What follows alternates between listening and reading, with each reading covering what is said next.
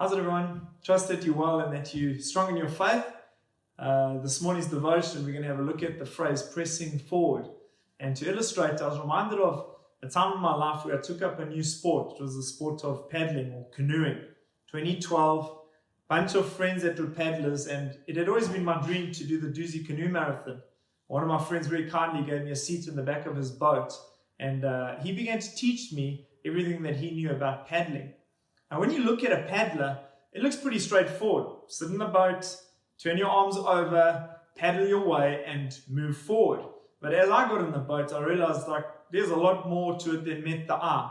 I was very unstable. I would fall in and out of the boat. It felt like I was just totally out of control. I'd slap the water. Everything within inside of me was looking to the left and the right, trying to hold on to terra firma. It was quite unsettling. And particularly at an older age, it was very humbling.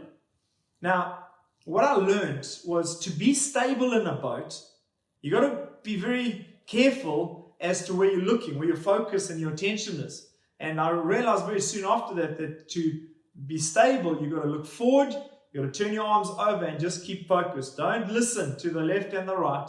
Don't look back. Keep going forward. Now, Paul, he writes a letter in Philippians chapter 3. His context is he's in a jail cell. He's at the bottom of the barrel, staring at potentially a really bleak situation. But he's got some get up and go. And he writes these amazing words. He says, not that I've already obtained all this or already have been made perfect, but I press on to take hold of that for which Jesus Christ took hold of me. He says, I press forward. Brothers, I do not consider myself yet to have taken hold of it. But one thing I do, forgetting what's behind and straining toward what is ahead, I press on toward the goal to win the prize. Now, I'd like to suggest two things today. Firstly, we have to be very careful where we turn our attention, where we look.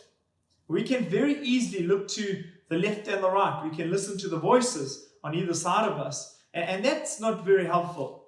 Paul says, forgetting what is behind. He says, everything that I've done before this, it doesn't actually matter.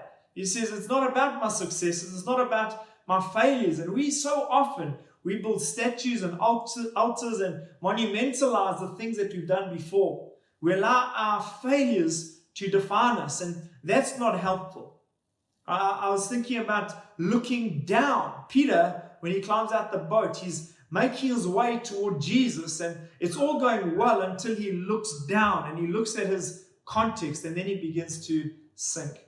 I think it's very true of some of us in our life today. We can look to the left and the right. We can look behind. We can look down. But actually, the urgency, the encouragement is to look ahead.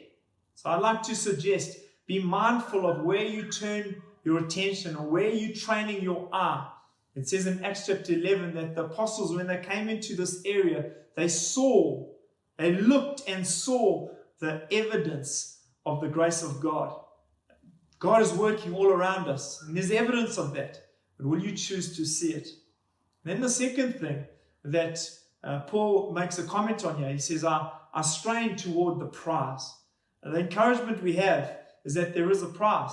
That's the motivation that keeps us putting one foot in front of the other. And let's be honest, sometimes it just feels like that's all we can do. Just turning our arms over, slowly progressing, but progressing nonetheless. Paul says there's a prize that awaits.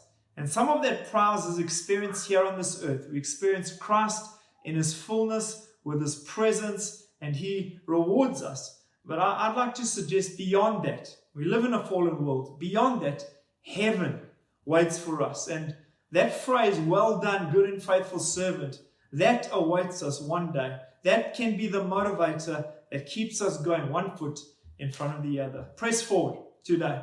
I trust that this encourages you. I trust that as you go through life in this lockdown period, you can truly, with hope in your heart, say, God, one step at a time, I'm going to keep moving. Trust you have a good day. Cheers.